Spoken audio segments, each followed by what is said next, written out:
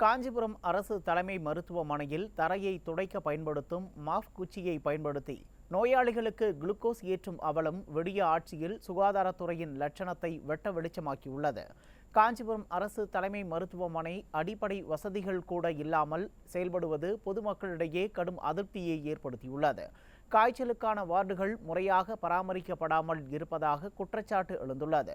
முறையான சிகிச்சை அளிக்கப்படாததால் சிலர் டிஸ்சார்ஜ் ஆகி தனியார் மருத்துவமனைக்கு செல்லும் அவலங்கள் தொடர்ந்து அரங்கேறி வருகிறது. இந்த நிலையில் தரையை துடைக்க பயன்படுத்தும் மாஃப் குச்சியை பயன்படுத்தி நோயாளிகளுக்கு குளுக்கோஸ் ஏற்றும் அவலமும் நடந்துள்ளது. இதுதான் திராவிட மாடலின் நவீன மாடல் மருத்துவ உபகரணங்களோ என பொதுமக்கள் கிண்டல் செய்து வருகின்றனர். அரசு மருத்துவமனையின் தரம் தங்கள் ஆட்சியில் உயர்ந்துள்ளதாக மார்த்தட்டி கொள்ளும் பொம்மை முதல்வர் ஸ்டாலின் மக்கள் வரிப்பணத்தை சரியாக பயன்படுத்தாமல் பேனா சின்னம் போன்ற தேவையற்றவைகளுக்கு நிதி ஒதுக்கினால் இதுபோன்ற அவலங்கள் தான் அரங்கேறும் என பொதுமக்கள் குற்றம் சாட்டி வருகின்றனர். என்னது மூட்டை பச்சை கொள்ளும் நவீன மிஷின். என்னடா புத்தாட்டது? இதுக்கு பேரு லேட்டஸ்ட் டெக்னாலஜி மிஷின்.